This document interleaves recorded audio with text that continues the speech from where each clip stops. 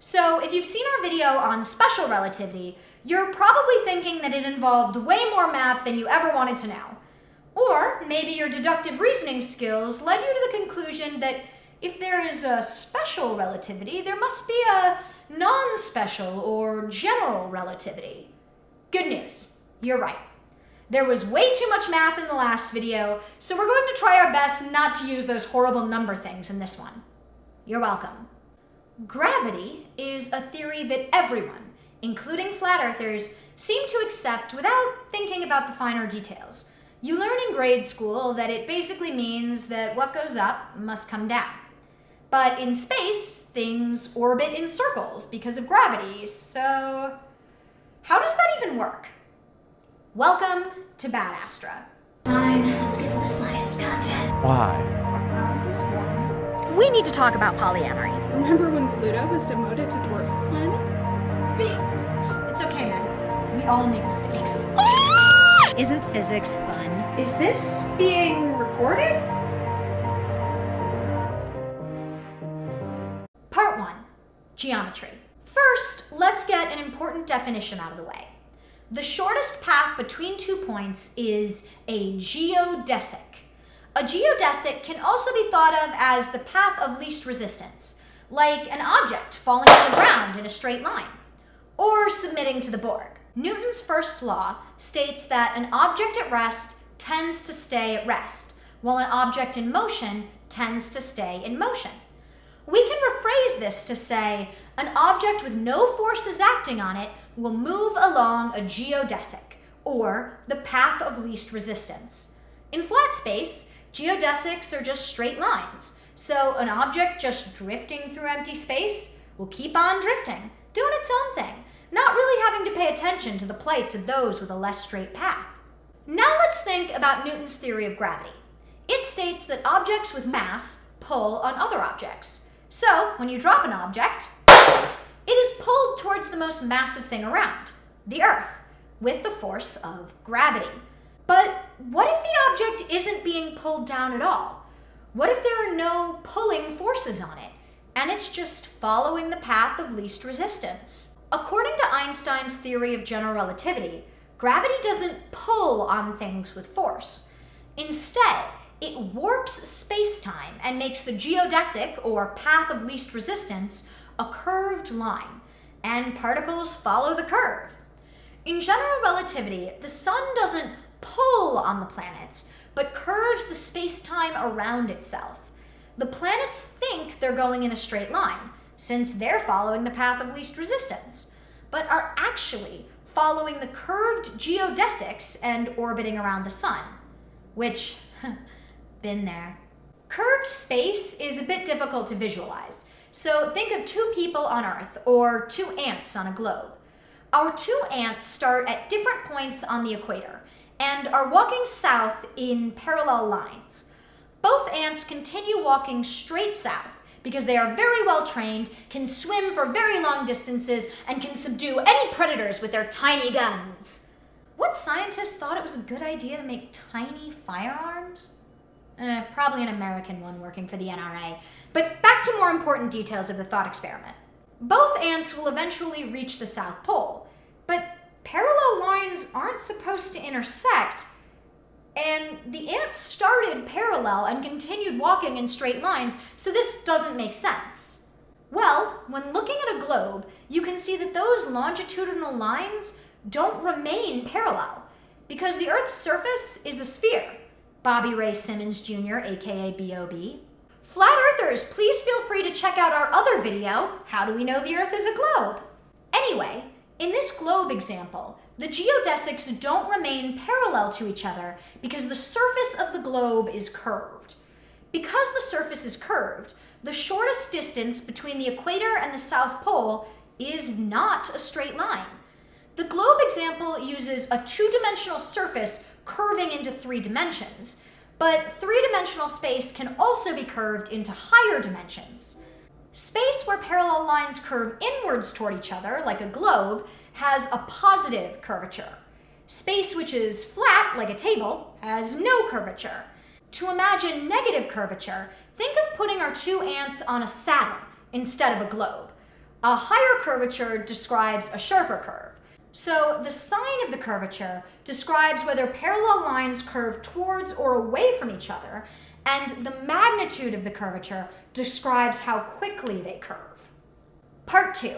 Newtonian versus general relativity. Now that we've covered the necessary geometry, let's think of a scenario we can examine from the classical Newtonian perspective and the general relativity or Einsteinian perspective. Forget Jake Paul versus Mayweather. This is the fight we've been waiting for. Imagine two objects, initially at rest, floating in space so they feel no gravitational influence aside from their secret crushes on each other, and don't exert any non-gravitational forces on each other, except for love. Gravity says that mass attracts other mass, so we know that they will approach each other and eventually collide in a warm and tender embrace. Or if it's more energetic and complete annihilation, but that involves more math with velocity, so let's stick with the tender embrace. The Newtonian explanation is that these objects exert a mutual gravitational force. They are pulling on each other, causing them to accelerate forwards towards each other until they eventually collide. The general relativity, or Einsteinian explanation, on the other hand, says that the objects warp space-time around them, changing the path of least resistance. In flat space, the easiest thing for the objects to do is stay put, but in this curved space, it's easier for the objects to fall towards each other, causing the objects to collide. The Chuck Tingle explanation for this is a lot of attraction that may or may not involve monsters and a trans-inclusive rewrite of a certain wizarding school, but it's more explicit than what YouTube will allow us to go into. Same qualitative results, completely different underlying description. Now, to visualize space warping, think of a bowling ball on a trampoline, with the bowling ball being a massive object and the trampoline being space-time. The more massive the object, the bigger the bowling ball, and the more space-time is warped. Now, I could perform my own demonstration, but any attempt I make would not be nearly as delightful as the following video of a spiral wishing well.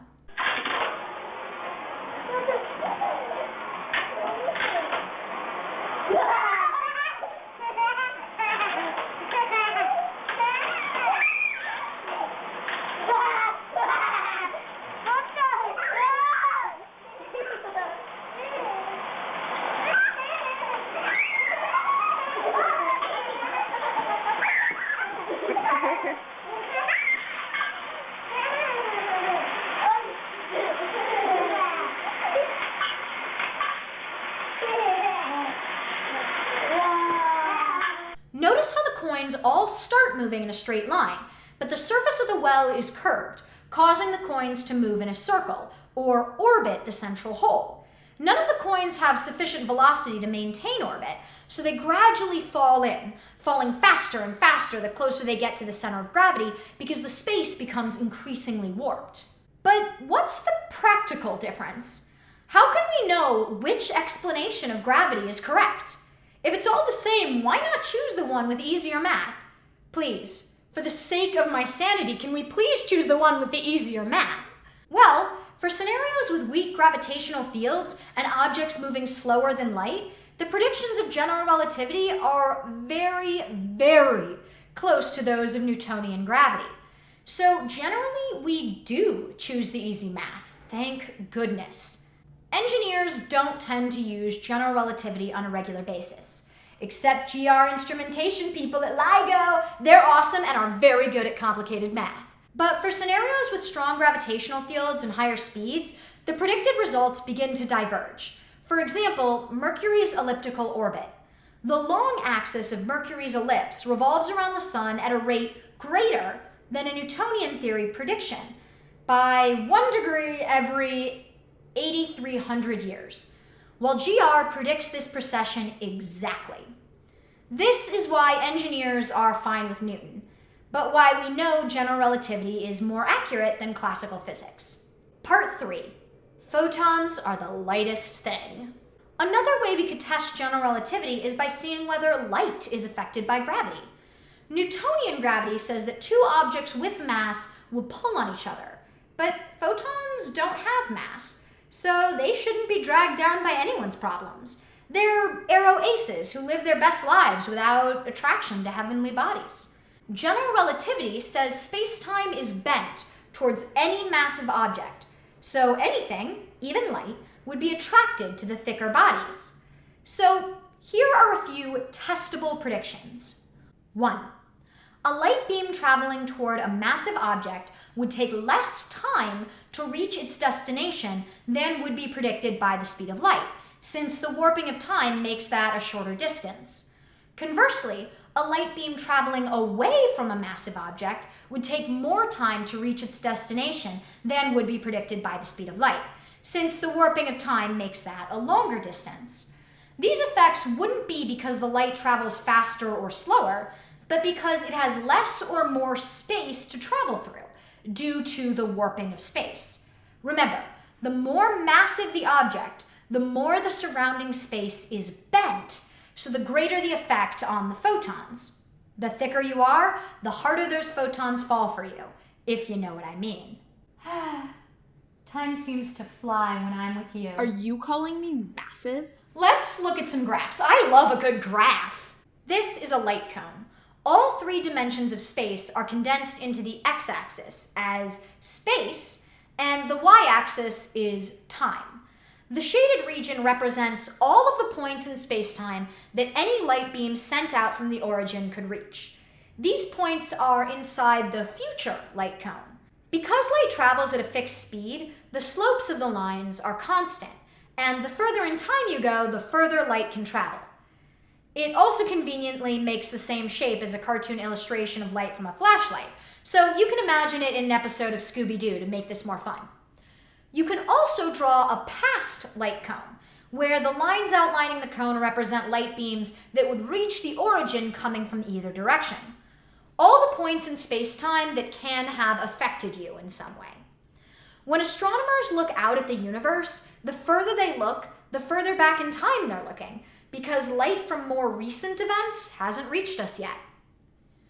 Light cones are particular to a specific point in space and time, and the slopes of the black lines represent the apparent speed of the light beam.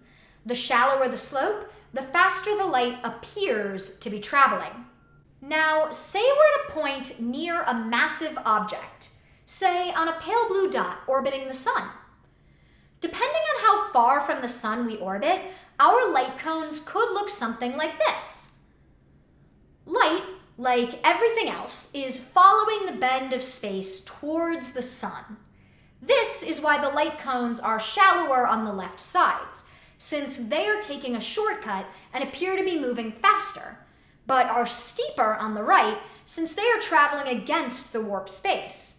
This effect is more pronounced for the points closer to the sun, since gravity is stronger closer to the center of mass. But this effect is pretty weak, since the sun is only a dwarf star after all. Let's look at the light cones for a black hole. Notice how the effect is obvious, even for the further points. Light takes the express lanes toward the black hole and has to follow a twisting, unmaintained trail to get away.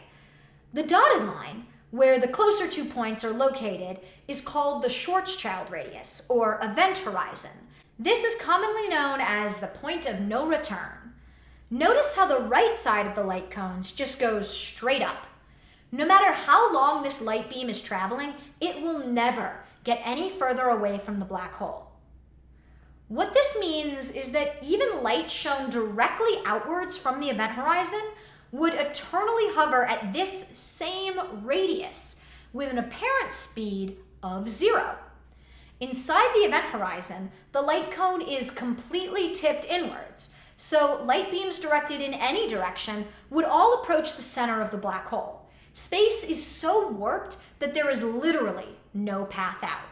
Remember though, light always moves at the same speed relative to an observer. If you were to shine a flashlight from inside a black hole, the light beam would be approaching the center, but you would still see it moving away from you at the speed of light. You'd also be very dead, or at least have shed your corporeal form, and the flashlight would have been ripped apart as well. Just don't try this yourself, Science Tommy. Part 4, time dilation. Gravity will also appear to slow down or dilate the flow of time. General relativity treats time as the fourth dimension of spacetime, and an object's motion in space-time is its world line. The world line of an object without forces acting on it is a straight line, traveling through space and time at a constant rate. But gravity warps space-time, changing an object's world line, changing both its trajectory through space and its flow through time. This effect becomes significant when space-time is curved by a massive object, such as a black hole. Say you and your friend, maybe named Science Tommy, are astronauts, and Science Tommy got a little too close despite all of your warnings. Oh wow, that's a neat black hole right there. It's a good thing I'm far away so I don't get sucked in, and there's nothing out here in space to cause me to lose my balance. Oh, a space banana. Whoa, oh no, oh, this is how it ends. You, an observer far from the black hole, would observe time passing slower and slower for Science Tommy falling towards the hole's boundaries, and would never see him actually fall in. He would come to a stop in your perspective. His time, to the observer, would freeze upon reaching the event horizon. Now, from Tommy's perspective, time would keep passing normally, and he would be spaghettified by the tidal forces ripping his body atom from atom, pulling them towards the singularity. And then, well, we don't know what's inside a black hole because, well, we never see any light escape. This is what you get for denying Pluto's planethood, Science Tommy. You should never have angered the head writer. I wrote you into these scripts and I can write you out of them. Huh. So that's what the back and forth in the group chat was about. Part 5. It's only science if you can test the theory. So, how do we test general relativity? Gravitational lensing. Light rays should get bent in the vicinity of a massive object if general relativity holds, and always travel in straight lines if Newtonian physics is correct. If Chuck Tingle is correct, it would involve erotica. Remember, since protons have no mass and are sex-repulsed arrow aces, gravity should only affect them if Einstein was right. Einstein first published the theory of general relativity in 1916, and light bending was one of the first tests. Einstein predicted that light from other stars passing near the sun gets bent by the sun's gravitational field, changing the apparent positions of the stars in the sky. This effect is difficult to observe because the bending of the light rays is very small, and because you need a solar eclipse to observe the effect, since otherwise the starlight is blocked by, the sun. In 1919, 3 years later, a team of scientists traveled to West Africa to observe an eclipse and determined that the starlight was deflected in exactly the way predicted by general relativity.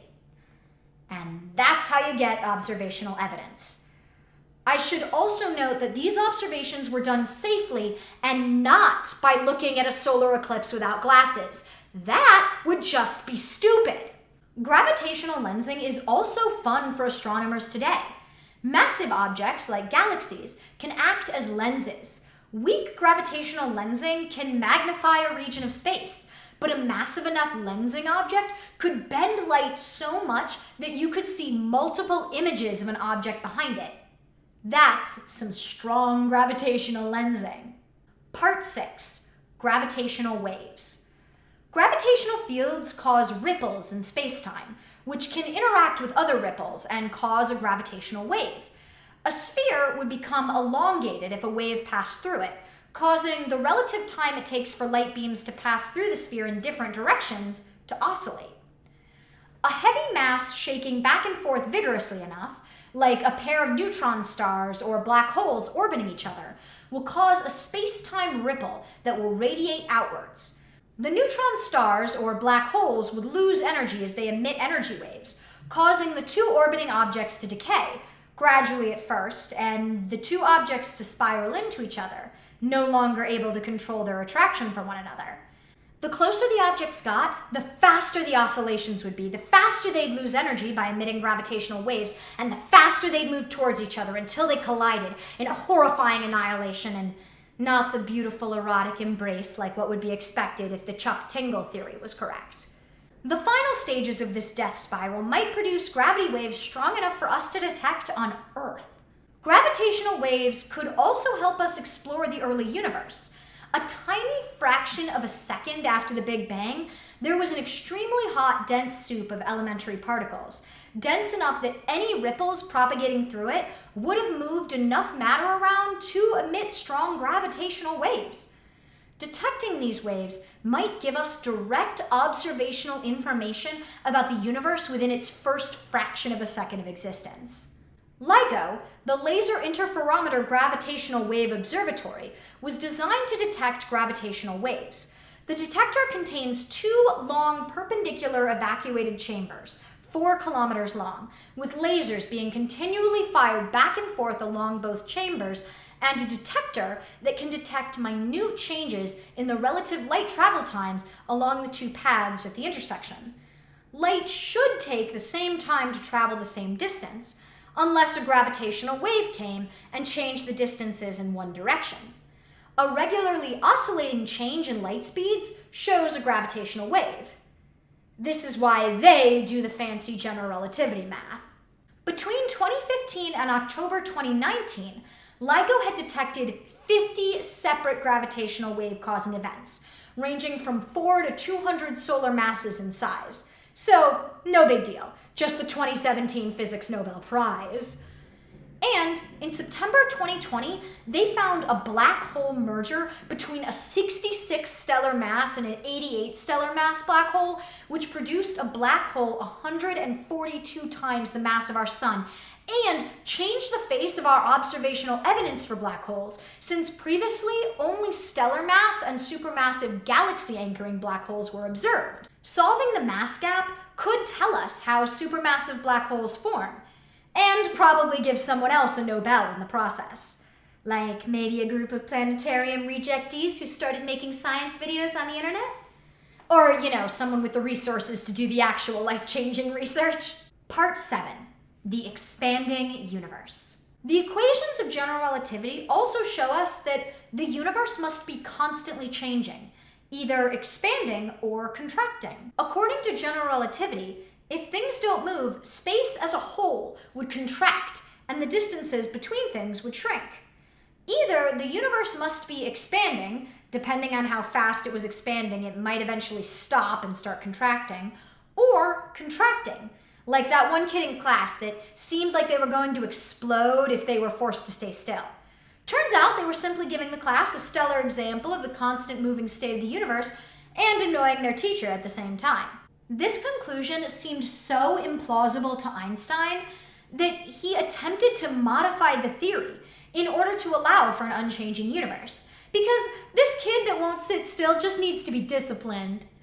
He introduced the cosmological constant to force a stable universe. But you can't force these things. Sometimes that kid has an undiagnosed neurodivergence that needs diagnosis and accommodation instead of a forced constant. In 1929, 13 years after the publication of General Relativity, Edwin Hubble observed that all distant galaxies appeared to be moving directly away from us in exactly the way predicted by general relativity for an expanding universe. And Einstein called the cosmological constant his greatest blunder. It's okay, man. We all make mistakes. Things to remember. The theory of general relativity has changed our understanding of the universe. Space and time are now believed to be curving and changing in response to matter and energy, and even massless particles are affected by gravity. Think of gravity as the geometry of the universe, not a pulling force. Lots of experimental evidence supports the theory of general relativity, including gravitational lensing and gravitational waves. Also, black holes are super cool. General relativity and quantum mechanics form our best current understanding of the physical laws of the universe, but are incompatible. So that's fun. I guess we'll have to end this one with another big fat further study is required. Astra out. Are you calling me massive?